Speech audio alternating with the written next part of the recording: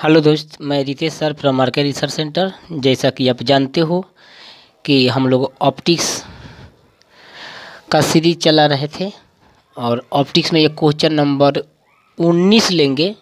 ये एकदम JEE advance वाले बच्चों के लिए परफेक्ट क्वेश्चन है। ऐसे लॉजिकल क्वेश्चन ही जेई एडवांस में आते हैं और ऑप्टिक्स ये क्वेश्चन नंबर 19वां है। तो चलिए बहुत आराम से क्वेश्चन को पढ़ेंगे और एकदम शॉर्टली सॉल्व करेंगे।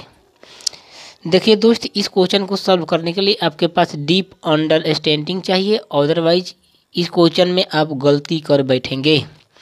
To symmetrical biconvex thin lens is cut into two identical halves. अच्छा बात है दोस्त। And they are place in difference way shown in the figure. ओहो, सपोज अगर मैं दोस्त इसको प्रैक्टिकली सॉल्व करना चाहूँ तो ये बोल रहा है 3 इमेज विल बी फॉर्मेट। अच्छा बात है, 3 इमेज विल बी फॉर्मेट। दोस्त आप जानते हो कि इस सिमेट्रिकल बायोकॉन्वेक्स थिन लेंस को 2 भागों में काट दिया गया है। तो जब जैसे ही 2 भागों में इस लेंस को काटा गया है तो इसके तो 2 इमेज बनेंगे, ये बात सही है। और इसका भी एक इमेज बनेगा। तो इस केस में 3 image will be format. This is the correct option. Option number A is the correct. फिर बोल रहा है 2 image will be format in 2। दोस्त इसको अगर मैं बात करूं, ये इसकी अगर मैं लेता हूं इस पर, अगर मैं इस लेंस को इस प्रकार, पतले लेंस को इस प्रकार लेता हूं, ये लाइट है, यहाँ से प्रकाश की किरणें आएगी। तो पहले इसमें 2 सतह है। पहले सतह से अपवर्तन के बाद प्रतिबिंब इसका आई डैश पे बनना चाहिए, परंतु इस सेकेंड सतह से अपवर्तन के बाद प्रतिबिंब कहाँ बनता है? आई पर बनता है।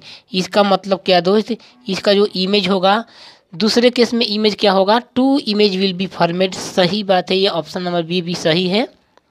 तीसरी बात, the ratio of focal length 2:1। आपने इसको क्या किया, 1/f बराबर 1/f1 plus 1/f2। Same lens को आपने क्या कर दिया, 2 भागों में कट दिया।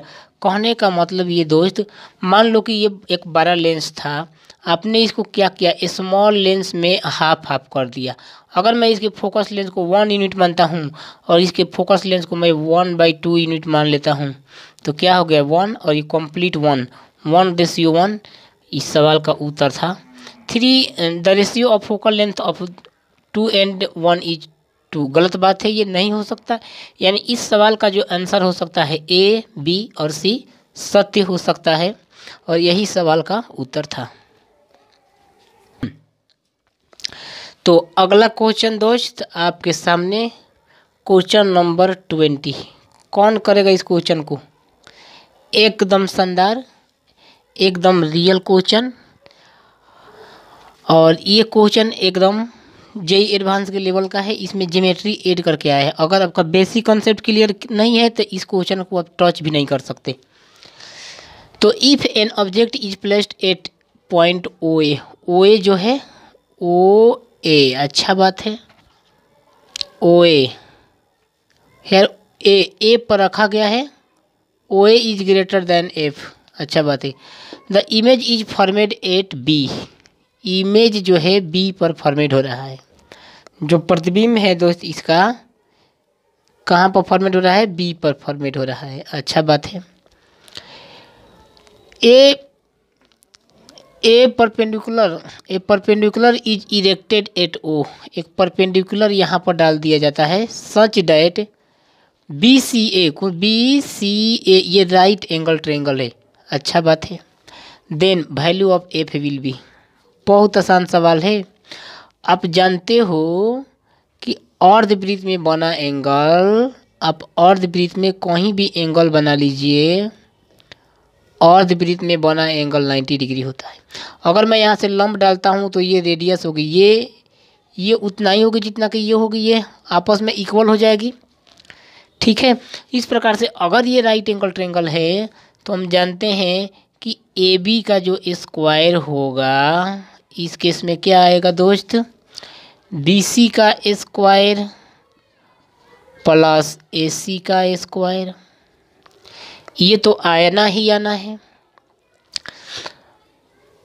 अगर मैं बात करूं 1/f फोकस दूरी की मैं बात करता हूं, फोकस दूरी की मैं बात करता हूं, तो इस केस में क्या आएगा 1/f बराबर ये यहाँ से ये f1 और ये यहाँ से लेकर f2, तो f1 और f2 आपस में क्या हो जाएगा, इक्वल हो जाएगा। अगर ये अर्धवृत्त में बना एंगल 90 डिग्री है तो 1/OB प्लस 1/OA। इस केस में ये हो जाएगा मेरा OA plus OB by OA into OB बन जाएगा। अरे बोल दो OA प्लस, तो 1 यहाँ पर इस केस में F बराबर मेरा क्या हो जाएगा, पलट देता OA into OB by OA plus OB, ये तो AB हो जाएगा दोस्त, AB हो जाएगा। आप जानते हो OA और AB ये क्या है, दोनों आपस में क्या है, बराबर है, OC के बराबर है। आप जानते हो राइट एंगल ट्रायंगल में अगर यहाँ से मिड पॉइंट से लंब डाले तो अर्धवृत्त में बना एंगल 90 डिग्री होता है, तो ये लंब की लंबाई उतना ही होगी जितना कि ये होगी। मतलब इस केस में OC क्या हो जाएगी, बराबर, यहाँ पर पुट कर दो F बराबर OC into OC square by AB। मतलब F बराबर OC square by AB option number C में दिखाई दे रहा है, और यही सवाल का उत्तर था। अगर आपका ज्योमेट्री स्पष्ट नहीं है तो आप इस क्वेश्चन को टच नहीं कर सकते। इसलिए दोस्त मैं आपसे रिक्वेस्ट करना चाहूँगा कि सबसे पहले किसी भी जेईई एडवांस के क्वेश्चन को टच करने से पहले आप अपने बेसिक कंसेप्ट को क्लियर कर लीजिए। किसी भी एडवांस के प्रश्न को सॉल्व करने के लिए आपके पास डीप कंसेप्ट होना चाहिए।